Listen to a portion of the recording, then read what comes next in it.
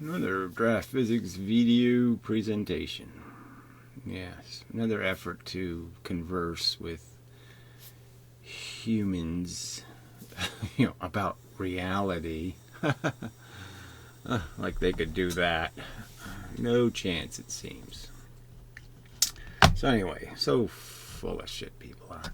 Anyway, probably comments, and then we'll do some of the John Chappelle, whatever it is called, the little group of old farts who do their little science chat on Saturdays. And, they really haven't been that bad the last two episodes. At least they got to some real subjects in physics. And, but, they kicked me out, for no good reason. The Hilster kook. Petty little weaselly kook. Anyway, and they really need somebody in the room to point out certain little obvious things, because they just, but it's like all the conversations on physics. It's, again, people have to stick to subjects, and they really have to get to the parts where they get to the reality somewhere, get to the bottom line, understanding what exactly they have to explain, the facts, what the evidence is, actually. And instead of all this little hypey crap. All right, well, anyway, there's just almost no point in even saying anything, because everybody's full of shit. Excuse me, yes. Everybody's full of stuff. Woo. Anyway, so Dave, nice enough, relatively supportive fellow, but you're almost like, this guy, he has no clue who I am or what I'm talking about. Which just makes you think, what's the point? But anyway, in Mendham, incidentally, I spotted around 8 satellites orbiting our planet in seemingly perfect formation on the 19th. Just, if I threw glitter in the air, that would really just make your day, wouldn't it? Just watching a little glitter float down. Ooh. I mean, I just can't imagine somebody thinking I could give a... I mean, you can almost say the moon cracked in half. I saw a crack in the moon last. It actually cracked and then, filled back in. I still couldn't care less, frankly. Dragons flew out. I don't know. I mean, I suppose there would be something eventually that might catch my interest as being something relevant, but it really isn't. The universe isn't doing anything magical or mystical. We know what orbits are for a long time. We've been throwing shit in space for a long time. Who could possibly care about seeing, I see a little speck. Oh, there's a speck. Oh, there's a speck. That really does it for you, huh? I mean, something stirs in you when you see little spots of light in the sky. Ooh, we've never done that before. I'm just sorry. It's just so distant from anything. And then it's all this Elon Musk hypey crap. It's what it's all related to. Some SpaceX horse shit that you fuckers fall for. I mean, it's like the worst, stupidest science in the universe. And it's all just for, some self-indulgent shit for brain who never should have been rich in the first place. Ugh. Anyway. I was on the phone with a pal. Even that language, a pal. Ooh. And he pointed it out to me, so I looked out my window, clear night, and surely enough, a seemingly perfect curvature formation of satellites orbiting at 273 miles per hour. Before it was like 2,000 and something, so he edited it. Who cares? Really, this does it for you, huh? I'm just sitting here in amazement, that's what does it for you. I saw a robin hopping on the grass. It was hopping. It was so exciting. So I just can't. And then he gets into an argument with this Alex Haynes guy who's, professed drunk.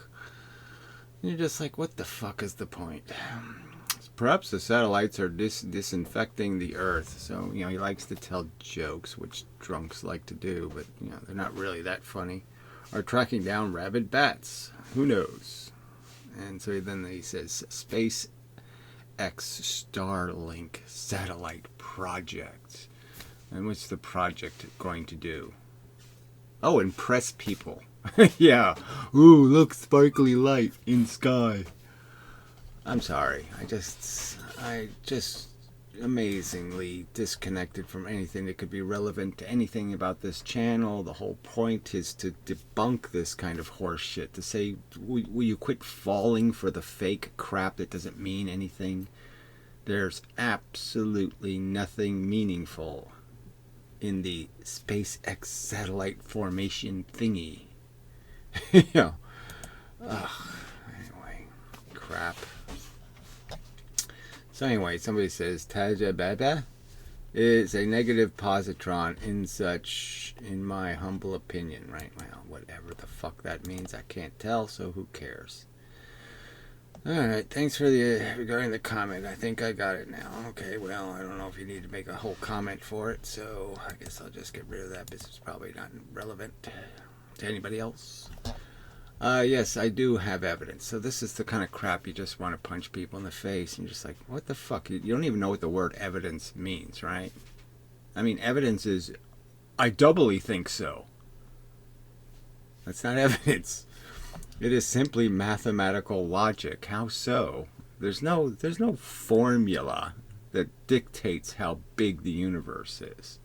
And the same stupid logic, oh, well, we could count to infinity, so therefore infinity must exist because counting is making reality. Well, no, it isn't. It's, understanding that numbers have a relationship, that is, pairing things. You can take two things and you can add two things and it comes out to be four things. Well, the fact that you can imagine doing an infinite number of such calculations has nothing to do with the universe.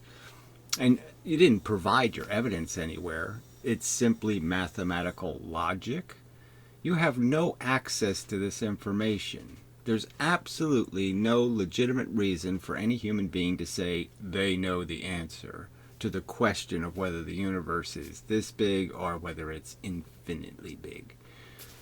There's no way to answer the fucking question. You're just full of shit. Okay, you have a silly opinion based on silly reasoning because there is no evidence. Simply mathematical logic that the infinite cosmos, she calls it the cosmos, has no beginning and no end, and says you, out of nothing, out of fucking nothing. And then you do it again. So you make assertions and then you assert the same stupid assertion again based on zero rational, reasonable, logical evidence. Just your fucking opinion. Alright. The circle of life mean. That's not even it. A circle, is not infinite, but whatever. It does make sense, but it's not necessarily the truth, is it now? And it makes sense to who? So it doesn't make sense to me, Dave. So you're not being very helpful either. But anyway, what a pile of crap. And this whole fascination with answering a question that couldn't be more irrelevant. The relevant fact is that creation theories are silly because they imply the existence of another universe where gods live. And gods that came from where? I mean, there's just no fucking point in imagining poofed intelligence. So if there is intelligence in the universe, like us, it has to evolve out of the small universe, the one that really exists, the one with the simple little functions that you want to make complicated. Because it suits your purposes, which are to aggrandize your horseshit and make you seem like you're more than you are. Just a dumb fucking piece of animated, more functional piece of bacteria. You have arms and legs and a flappy mouth, that says crap. Anyway, it's too irritating. Alright, aesthetic pleasure is very addictive to me. So, did I read this already? But sometimes you see something that makes the ugliness of nature hit home. Okay, well, all right. This is nice little story. Okay, I saw Komodo eating a deer. Blah blah blah blah. But it's really not the point isn't to indulge in this idea that we should only see things based on these superficial, like this. I actually went to Marine World and saw a walrus. You really shouldn't have to do all that. You should be able to know about walruses and do this. And, knowledge shouldn't be selectively dependent on what happens to fly past your view screen. You're supposed to know there's some questions to answer, and you have to go look for the answers. You can't wait for the answer just to fly in front of you and say, oh, there's the answer. So that's the whole problem with how people think. They just keep waiting for, the Trump administration to produce the proper image so they can understand. Yes, like that's going to be, you're going to get the truth that way. No, you're not going to get the truth. You're going to get some agenda-based version. That's one of the points being pointed out here, is that these are self-perpetuating bullshits. And there's lots of bullshit engines. Lots of them. The silly liberals, the wacky conservatives, and the dopey scientists. And they all have agenda in terms of dignifying their own debauchery. Making excuses for the game they're really playing, which is a woo game. I mean, physics is a religion now. I mean, it's official. I mean, they've got that Sean Carroll everywhere now, being interviewed by everyone, with this stupid, the universe is a fucking wave function. What the fuck are you talking about? It's full of all this little stuff doing little shit. There's no fucking wave function bullshit. So anyway, no point. I don't even think that was the point. I don't even think, even though it was a Puro video, I don't even think that's the subject of the video, but whatever. Alright, I'll leave it, but I just don't like it. Alright, what the fuck? I didn't touch a damn thing. It sits there and gives me the video comments. I don't want the video comments. I want the comments on the videos. You fucking... Oh, YouTube, impossible. Just impossible. Alright. The time dimension would have to be attached to all three XYZ axes. So the time dimension is a line. I mean, realistically, you're going to say that you can draw a line and make it parallel to the three dimensions. You can't. There's no time dimension. Three physical dimensions are physical dimensions of space. Time is not a physical dimension of space. Ugh, they're just forcing it. Would have to be attached to all three axes as processes can evolve in all three. So processes evolve in all three dimensions, yes, and time is just a function, though. It's not another dimension. Dimension is the wrong word. I mean, you can't understand it, so how is it not just a function in the dimensions? Moving. Moving is a function in the dimensions. Moving isn't a dimension, is it? Distance isn't a dimension. It's in the three dimensions. The positions are in the three dimensions.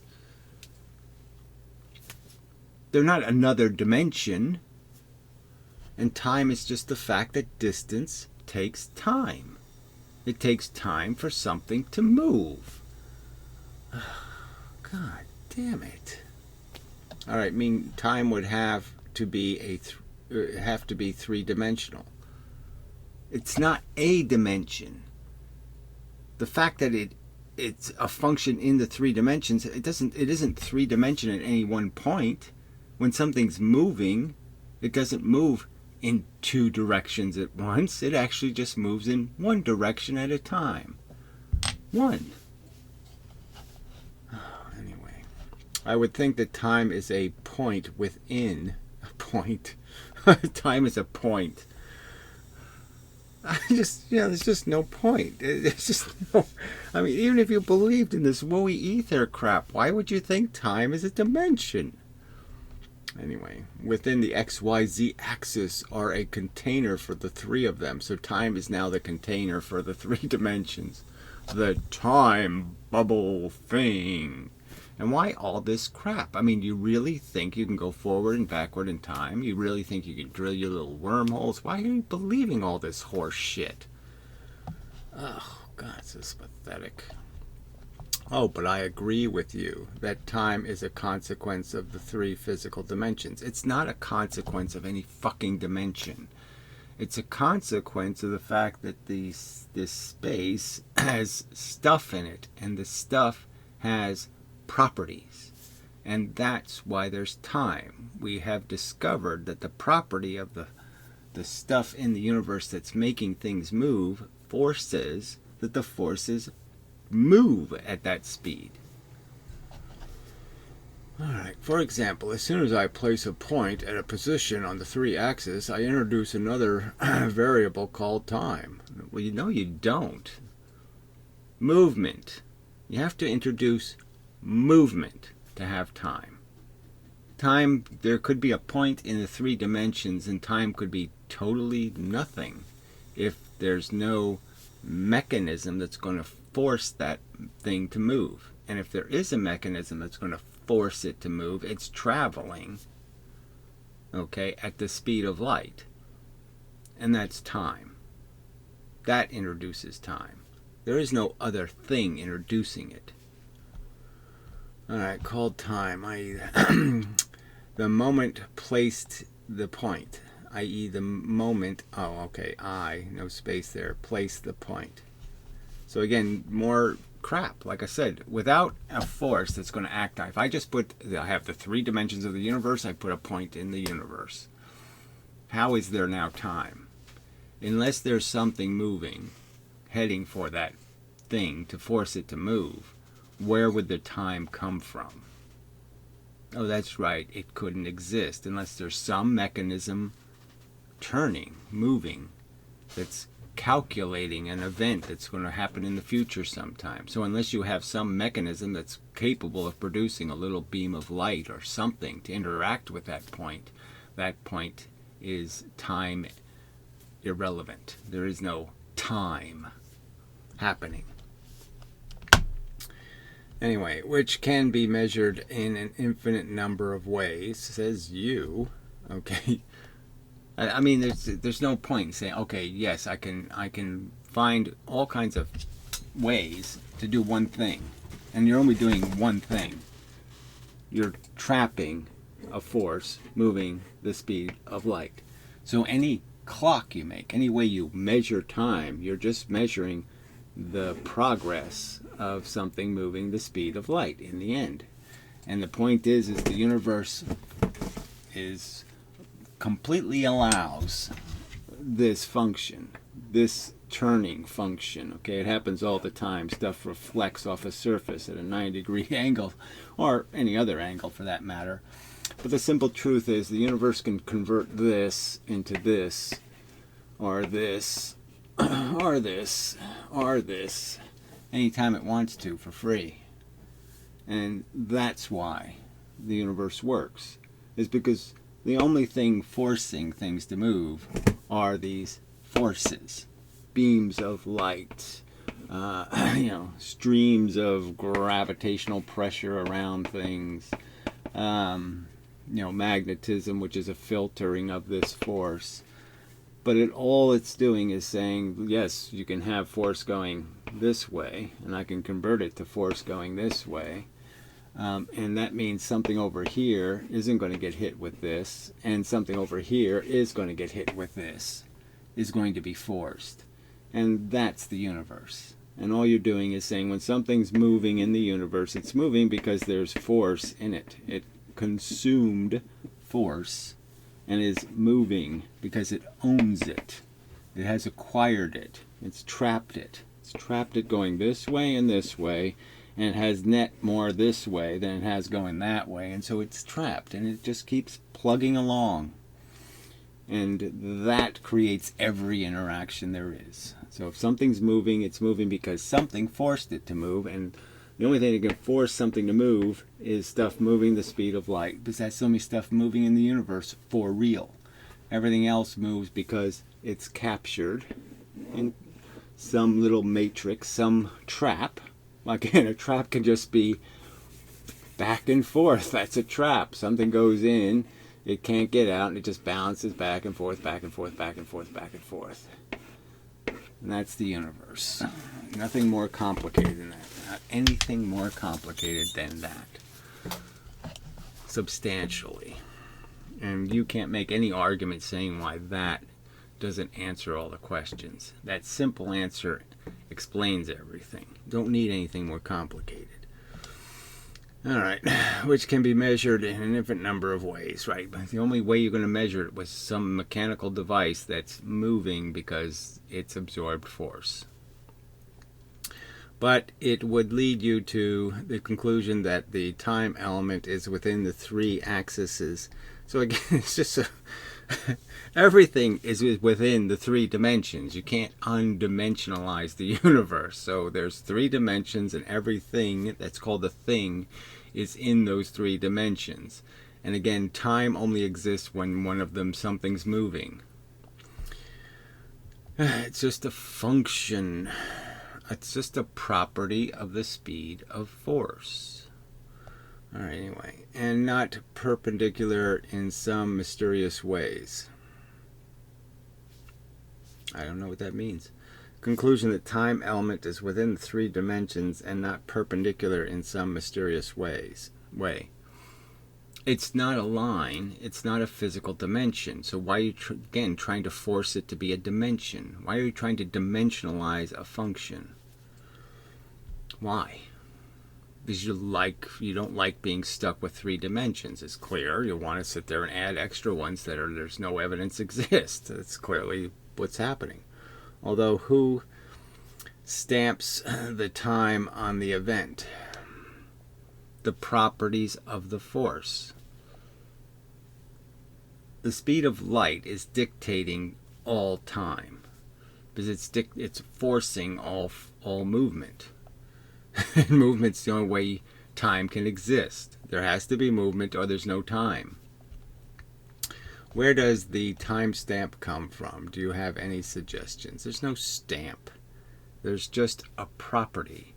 And it just couldn't matter, right? I mean, it doesn't matter how fast the speed of light is, theoretically, right? We wouldn't be able to tell the difference as long as you keep making everything, bigger or smaller, and commensurately change the time with how big and small you make something. You wouldn't be able to tell the difference from inside. It just happens to be that's the way it is. The universe has to be some way. It can't be every way at once. It can't be every rule at once. It had to come out some way, round or square or triangular or whatever. It can't be all three at once. It had to be something, and this is the something it is. So what? Why is this an interesting question? Why are these the things you people worry about? I mean, there's so much interesting physics that is a byproduct of the elemental functions. Why are you worrying about trying to give them more interesting properties than they actually have? We know this is how, like I said, every experiment points to the fact that the big things have to be moved by essentially a force that is a little thing.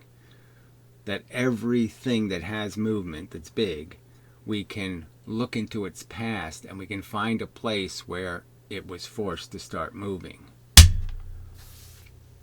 There's always some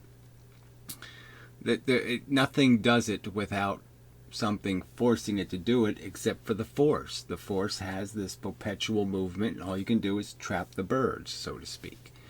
You trap a bunch that are going that way, and then you'll go that way. You trap a bunch that are going that way, and you'll go that way. And the more you trap, the faster you'll go. It's just not that complicated. And you people just seem to want to make it complicated. So anyway. All right, so on to other stuff. All right, so here is some wacky guy who does a little thing on his binary mechanics crap, which it has some good elements, but they're all dogmatic religions, so they can't just take the good element out of something and forget the rest. So sometimes it's good to, as a thought process, is to pixelate the universe. To sit there and say, yes, it's little points in space, and you can get the idea that everything has to take place through that matrix, that system of on and off or something, or moving, or a direction, and all that kind of crap. So some of that has value, but you can't take it too seriously, because what you're really saying is that there's movement in the universe, and there's lots of different ways for that to happen. I don't need dominoes to fall if I can just flip the domino to the end. I can eliminate a whole bunch of the dominoes if I just flip the dominoes through the space and let it land somewhere and hit some other domino. I don't need to be forced to do that to the universe. But the good news is that it does quantize everything, does make everything quite discrete and quite simple. But then they start talking about a variable speed of light, and you're just like, why is anybody even speculating about a variable speed of light when there's just no evidence that there's any variance to any of these forces? All right, so anyway, so the gravity thing comes up, and so this guy says the old dodge, because I mean, it's a simple question you could ask. I mean, even as a kid, it seemed kind of simple to me. The obvious kind of answer. So, for a moment you think and you say, well, it could be this way, could be. All right, so here's your simple pose.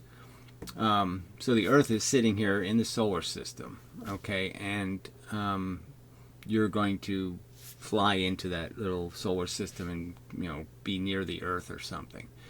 Now, do you think the Earth already has gravity?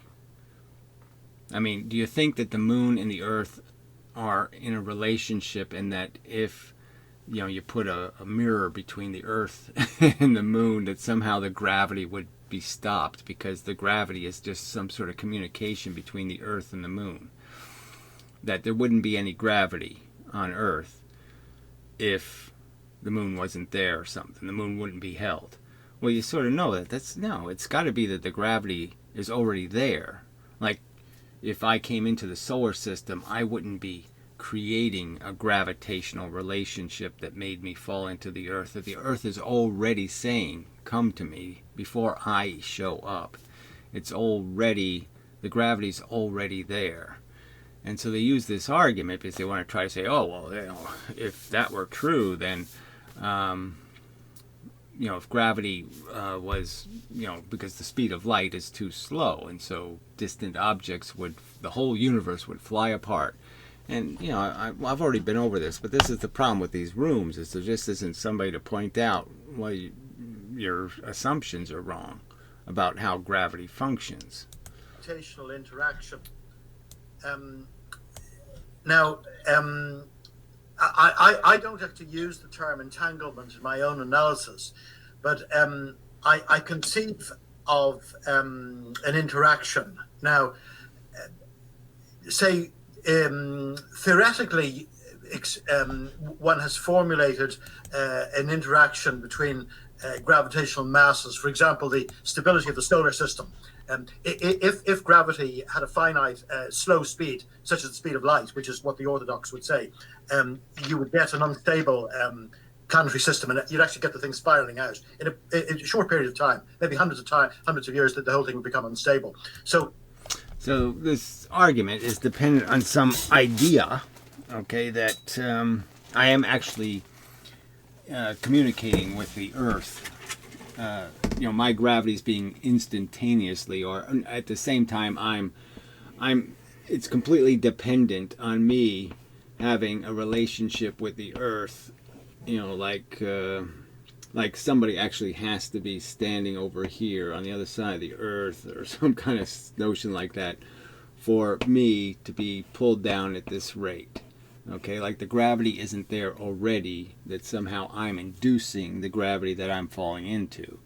in this simple, obviously that would be a problem. So if the moon is out here and gravity is some sort of thing that has to be communicated, you could understand the moon moves this way and the gravity goes back, and there's no moon here anymore for the gravity to affect. And so if it was dependent on some sort of communication, you could see that objects would just fly out of this communication.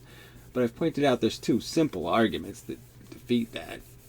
The first being that all you need is a vector in the right direction. So theoretically, what you could say is that your gravitational influence goes into the Earth, and it comes back in little pieces going in all directions. So all directions that are opposite that. So anything perpendicular, this way to that plane, any direction that's perpendicular to that plane would be the direction that your gravitational influence is spread over.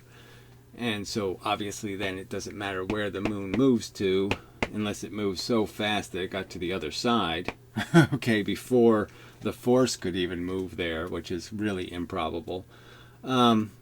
Especially since it's taking the longer path. So the force would be going almost in a straight line to this other side, and this would be taking a much longer path. So obviously there's no way this is going to go faster than the speed of light to get to this other side. But anyway, so that's one explanation first, is that all it needs is a vector. So the change will take place in all directions, just like light ends up often spreading in all directions. The force spreads in all directions. Any direction, anything moving in any vector that has a portion of its motion in this direction, in the direction of the moon, will be counted, okay, as a reciprocal effect. You've sent something in that direction, and it just has to be in that direction. So that gets rid of this whole problem. The other way to understand it is to understand that gravity is already there. So that even works. This argument works even if the moon is moving.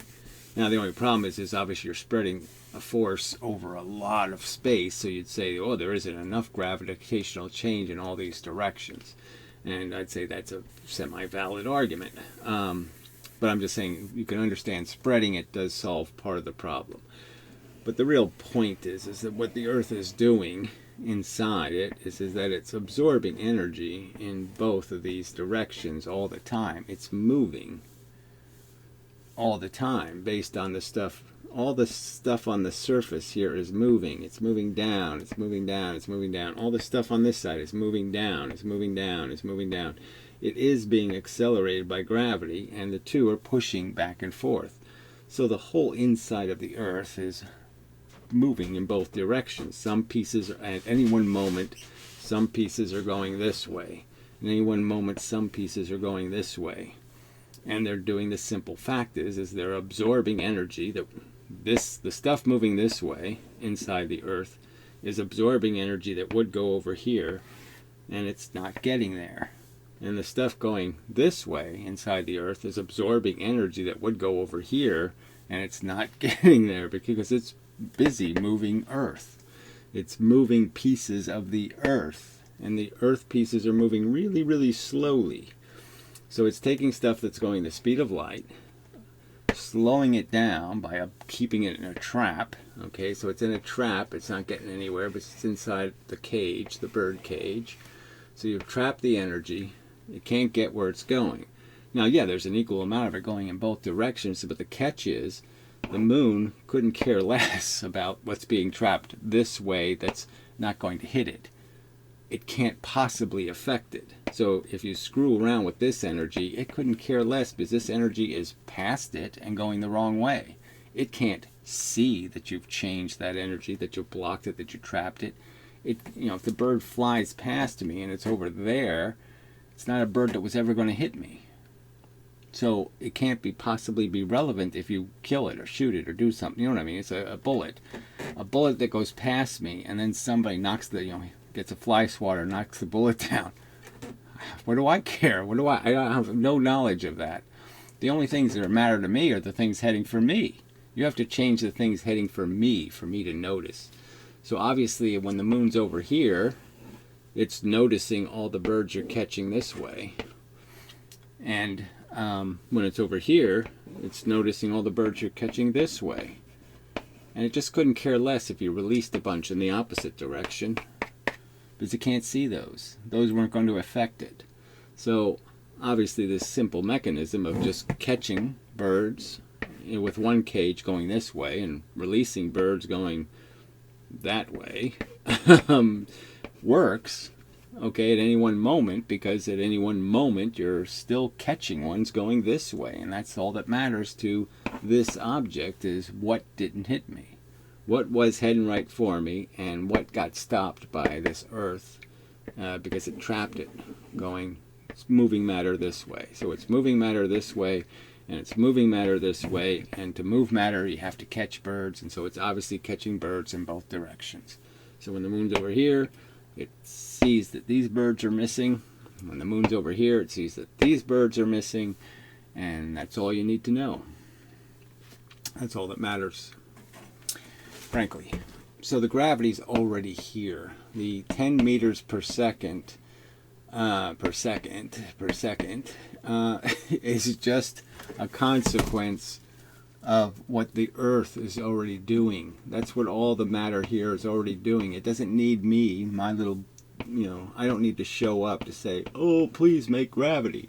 And the point is it's 10 meters per second every single spot here. So it's a tremendous amount of force if you spread it out over the whole surface. So if I could collect all of this gravity from this whole circumference, this whole side, it's a tremendously strong force, right? Because it's sending these little pull rays.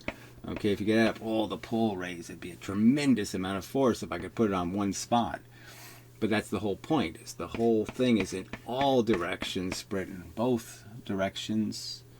So, like light or anything else, a huge difference between a laser beam and incandescent light sending light everywhere. And likewise would be with gravity. And again, it's it can be understood as just thinking of the reverse of light. Light is doing exactly the same thing, a light bulb, that gravity is doing. It's just the opposite. This is a push, the light, and this is a pull, and it's not really a pull, it's just the absence of light getting to the surface of the moon, because the light is trapped in the earth. And the light coming this way gets trapped in the earth. And the truth is I go here, I'm not going to see enough light. I go here, I'm not going to see enough light, because the earth is busy moving. And by having its little bits moving, the movement is absorbing energy. Okay. Absorbing force and absorbing, how to say it, it's trapping. There's nothing else to say. Stuff is moving. When matter moves, it has to consume energy to move, and that's the simple point in the theory, is that although it looks like it's perpetually moving, just like the light or the force, it's not really. It has to collect it and trap it. I don't know how else to say that. Alright, so we'll jump around and see if there's anything else. So, it's an important defect in understanding that there's nothing about, you can understand a mechanical theory of gravity where gravity is moving at the speed of light, and understand that doesn't mean the whole universe flies apart. Laplace calculated that based on the known stability of planetary orbits, the speed of gravitational interaction has to be at least... Right, so again, this is under their assumption, okay, that gravity is some sort of communication between the Earth and the Moon. There's no communication. They're both like charges. They're just excreting something. And the excretion has to get to the surface before, obviously, you can have some sort of action or interaction. But the fact is, the Earth is already gravity charged before we show up. It already has its charge. It already has its field of gravity. And you're just falling into the field that already exists. The lack of light already exists.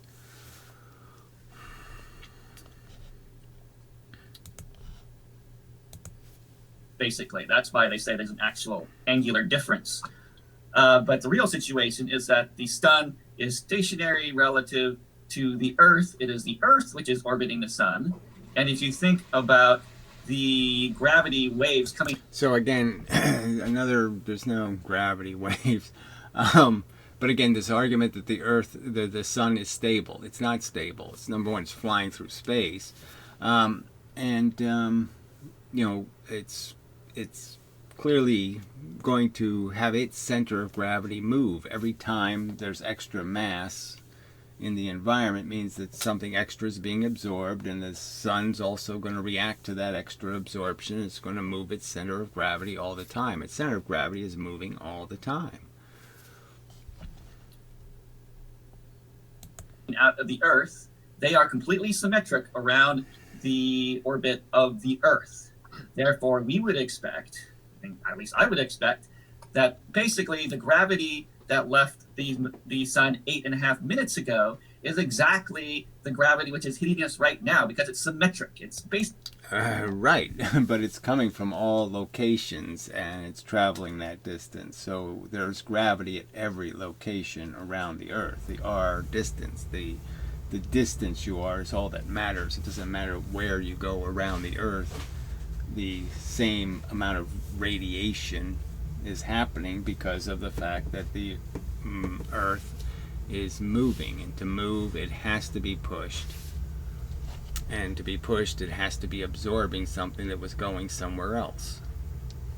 Basically symmetric. Now maybe you might be able to find some difference because the Earth has slightly elliptical orbit. Maybe you might see, I don't know, some kind of, but effectively the force of gravity is instantaneous because it's already had the 8.5 minutes to get out into the space where the Earth is traveling through, right? So we would expect that the force is effectively instantaneous, right? But it's not instantaneous. It's only instantaneous. It only appears that way because at the place where the Earth is in orbit, the gravity wave that is now hitting the Earth...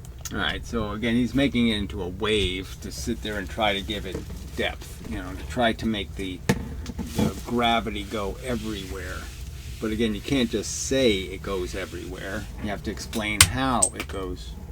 Found a piece of chalk. Ew, found another one. Oh, that one's broken. Somebody stepped on it. Wonder who that dumbass was.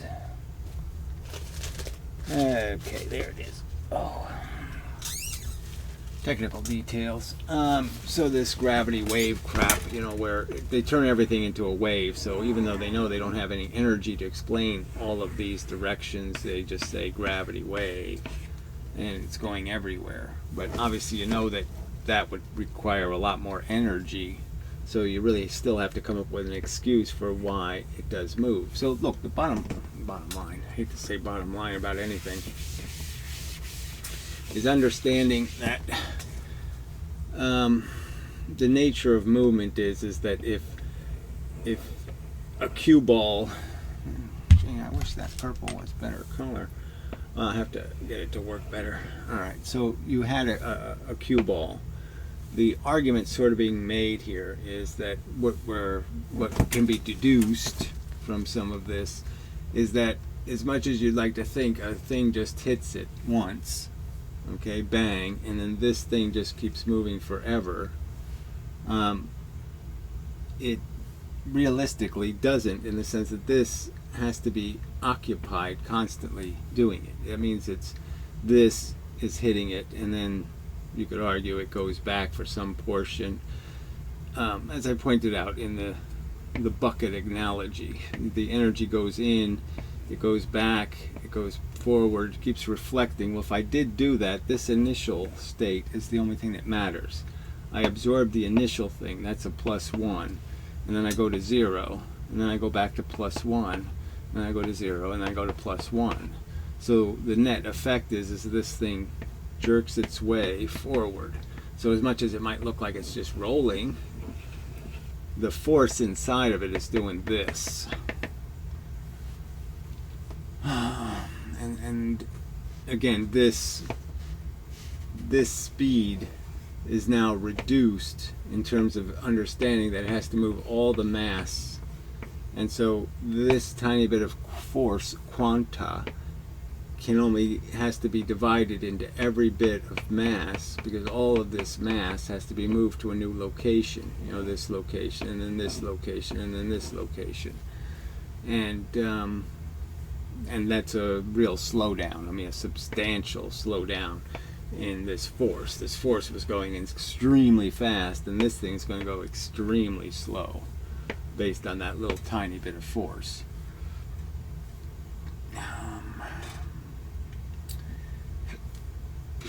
But it can't just keep going in any sense beyond. It has to account. It can't. I'm trying to get past the equilibrium argument. I mean, once you get to a point where you're absorbing as much energy, okay, as much energy is coming in as is going out, but it's not going in and out at the same time. So at some point it goes more in this way and more out this way. Now, there's no point in getting into that. Yeah, it's probably way too complicated. But the point is that the forces can change direction without it costing anything called time or momentum. Which was generated 8.5 minutes ago, is exactly the same as the one that is coming out of the sun right now. It's geometrically the same. So if it's geometrically the same, then the 8 minutes don't matter. So, that's how I explain it. All right. So again, this is always going to be a complex subject just because of the bad vocabulary used. Because obviously, gravity looks like a pull. But it has to be understood as it's the absence of a push. The sun is shadowing. So see, that's part of the problem, is the sun is this bright object. If the sun was a black hole, a black thing, then maybe it'd be easier for people to understand that it's shadowing us from force, that it's consuming it by rotating or moving towards us. So having something inside of it that's still moving means that it's still absorbing force to move towards us. A good attempt. But with respect, Franklin, I think you're going to have to explain a number of experiments, maybe about 8 or 9 experiments which have been done. For example, another one, I don't have Van Vander's paper in front of me, I can get it if necessary, but one experiment is he shows that there is a difference in time between the maximum solar eclipse. If you have a total solar eclipse where the moon is covering the face of the sun, there's a difference in time. I think it's 38 seconds. It depends on the speed of the moon. Difference between the time of maximum optical eclipse and force eclipse by measured with accelerometers. In other words, when the moon, earth and sun are in a line, I think there's a 38-second difference, and that depends on the speed of the moon. So it's showing the difference between the aberration of light and the aberration of gravity. And I think your theory is going to have to explain about. All right. So says him, frankly. And what would the speed difference be, though? Let's say there theoretically was any kind of speed difference, but I frankly don't think that's accurate. Yeah, I don't know if there's any point, because it's probably such an insignificant difference in the speed that it would be something you could blame on just an error in measuring the effect. But I don't buy that argument necessarily. I always make a distinction, I highlight this, between gravity waves and gravitational interaction. I mean, I'm not sure of those LIGO experiments. I'm prepared to take them at their face value, that maybe it's roughly the speed of light, or it's a bit greater, or it's a bit less, or it's equal to the speed of light. But those are gravity waves. Like, if you have gravitational force variation. So what would be the difference between gravity waves and gravity force? I mean, that's the whole point. It's supposed to be the same thing. And then by Einstein's theory, it's supposed to be some sort of bent space, which again doesn't make any sense, that they're converting matter into bent space. There's no theory for doing any of that. So, he takes it face value. I certainly don't. LIGO is bullshit theory. That's one of the reasons I raised this point we've just been arguing about, because James seemed to counteract the possibility of superluminal interaction. Well, I think that you can discount the possibility based on the fact that there really is zero evidence for any of it. So that would be good reason. So let's jump ahead a bit. The Bell's theorem is saying that is used to determine supraluminal effects. Okay, and and so that's what it's used for. All right. Yeah, well, this whole Bell theorem thing, it's another kind of complex mathematical. It's a statistical argument, and the argument though is premised on them understanding what's causing an outcome. So again, if you just make a simple mistake, I could just make the simple argument about the jail bars thing again and throwing frisbees through. And you can make this argument that it's 50-50, whether the frisbee goes through or whether the frisbee stops, it's 50-50. But it isn't, because some of the frisbees that are thrown the right way to get through the bars actually hit a bar now and then, and they don't get through. So it's not a 50-50 relationship. All of the ones this way don't get through. Some of the ones this way don't get through, and that's a problem. So just a simple mistake like that will account for this difference between 75% and 85%. The Bell argument basically is you're stepping beyond the bounds of being possibilistic. I don't know if that's a word. Possibilistic. Yeah. You stretch the realm of credibility as an outcome when you repeatedly come up with something. Like you should only be able to have a variation to get you up to, say, 75% from this 50% norm. And once you get to 85%, then you're in the realm of ludicrous, sort of an argument. But the point is if your calculation is wrong going in, and you don't realize that your 50% is really 60%, and then your 70% is really only 60%, and then your differential is well within the realm of what error will allow, because you don't really understand how polarizing film works. Our beam splitters, spinning mirrors, lots of assumptions built into all of the entanglement nonsense experiments. Color. They would be the same. This is what quantum mechanics. Let me explain what quantum mechanics is going to say. Quantum mechanics, it says that as soon as I reveal the blue brick, I have collapsed its waveform, and it has to instantly communicate to my other hand and turn this into a red brick. Right. Now, but this is the thing, right? Every one of these things is an analogy to an experiment or a metaphor rather than the actual experiment. So everybody keeps talking about little people or little puppets or little things they put in boxes, and they use all kinds of metaphors for the experiment, and they never talk about the actual experiment. So in the typical entanglement experiment, they're just talking about two photons that have opposite polarizations. And that's it. Like one photon is created, it's polarized this way, the other photon is polarized this way. Now you could also argue that their phase is different. So the photon going right this way its phase is this, and the photon going left, its phase is this. So they have a different on and off starting point. So you're just starting with right and left hand gloves, and then you end up with right and left hand gloves in the reality, in the sense that, yes, if you detect the photon that has this polarization, then you know the other photon has that polarization, and phase. And then likewise with polarization, if you detect the one that's going this way, you know the other one going this way is out there somewhere.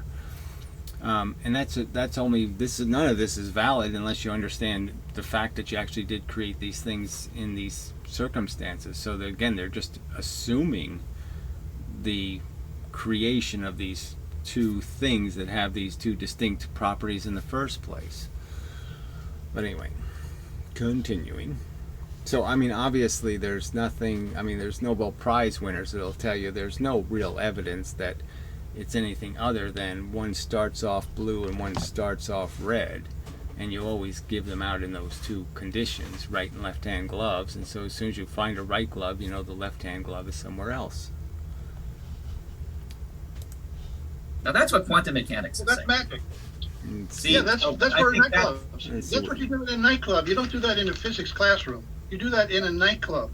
No, apparently As a magic this trick. is the main thing about entanglement. That's what we're trying to point out. But it's as not silly as entanglement might seem to us, especially in this little demonstration, it's like, okay, which one is it? I could But there's perform no this experiment a million times. superluminal. I could There's perform no this experiment a million superluminal times. communication, This is exactly- Franklin. James, I'm trying to explain to people.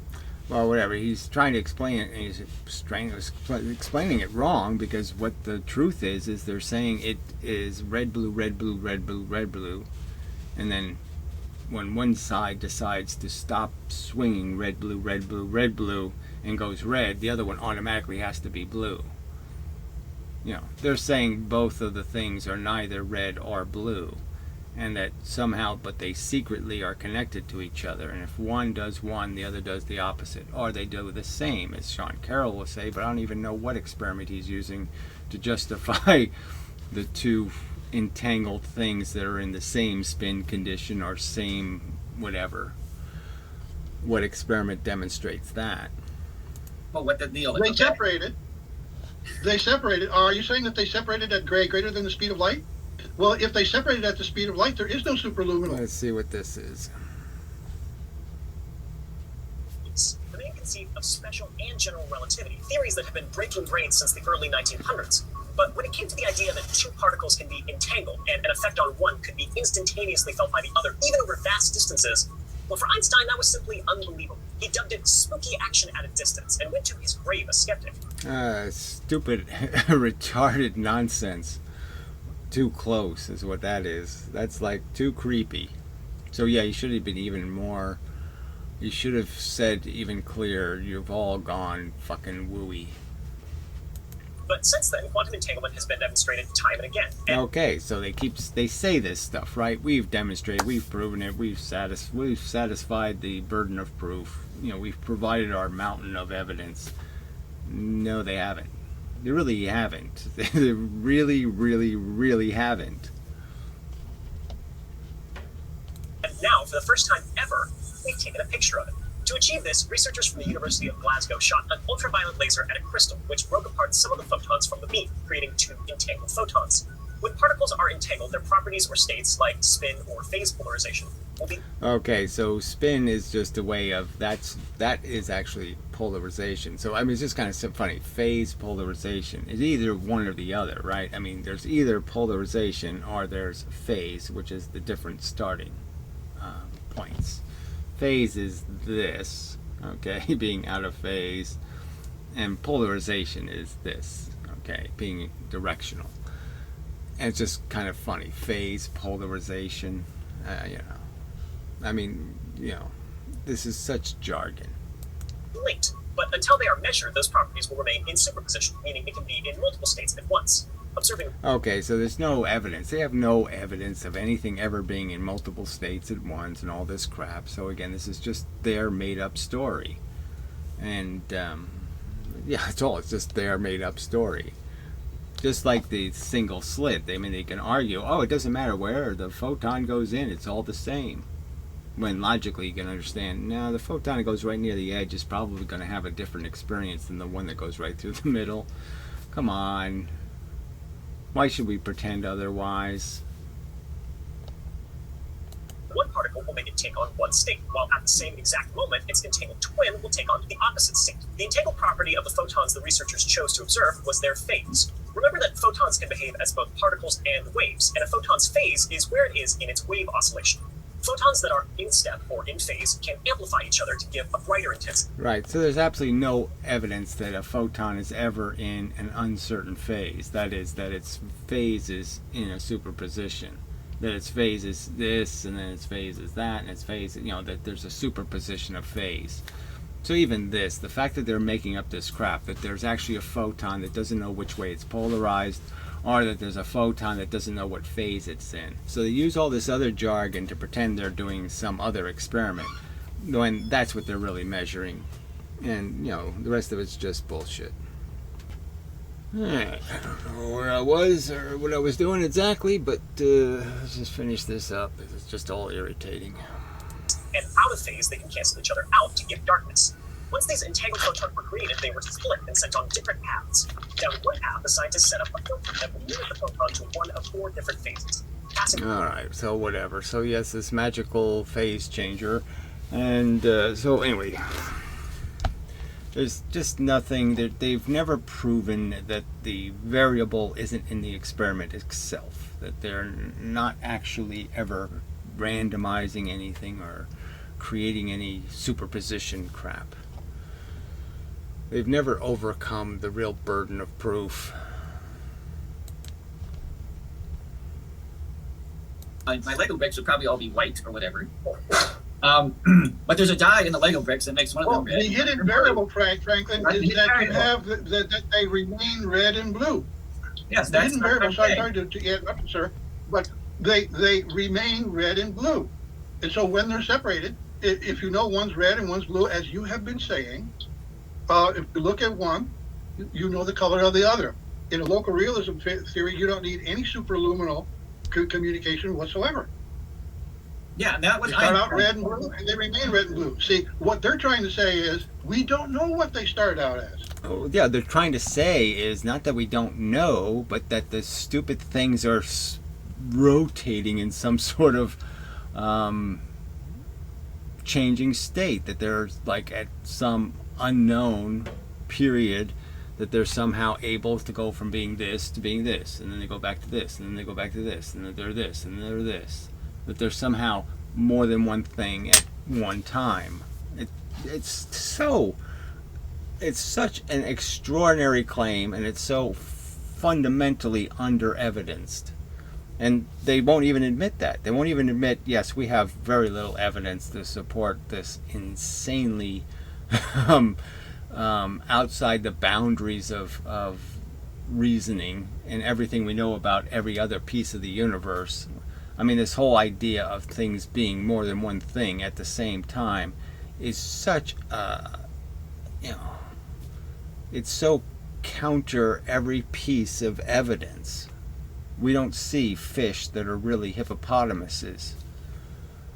One might be red or blue, and the other one might be red or blue. But in this case, we know that one is red and one is blue, for sure. Yeah, but I think And you're so kind of- that's what you're binary drifting mechanics away from- and you're drifting away variable from the is main just- point here. Yeah, well, look, the whole argument, too, it goes back to this whole photon argument, right? I mean, this idea of what a photon is. We don't have some kind of gun that shoots one single photon of perfect alignment, of perfect anything. What we have is a bunch of stuff that's flying around, and that the pieces hit a big giant area, thousands of atoms across, and that we end up calling this little tiny photon that's somehow affecting one little stinking electron. None of that is possible. I mean, this gigantic thing can't be hitting this one little tiny thing. I mean, the whole thing is premised on all kinds of assumptions that are just wrong. All right, yeah, that's probably enough. I'm just saying, at least they were on some subjects, so that was interesting. But they ought to just beat ones. They ought to just, frankly, everybody ought to stay on one subject, and let's beat it to death, instead of all this jumping around, and it just never, anything ever gets resolved. But anyway, enough. Till the next time, and such. Just, whatever. Yeah, I'm losing all enthusiasm for the conversation, because nobody wants to deal with just the simple. There's just simple functions in the universe. Gravity is simple, right? Stuff moves in specific rate, just like a light bulb. Inverse square law, very simple thing. Okay, a light bulb, simple thing. Magnet, simple thing. Charge, simple thing. They're all simple things, and they've made everything into all this wavy, complex thing, and it's just not.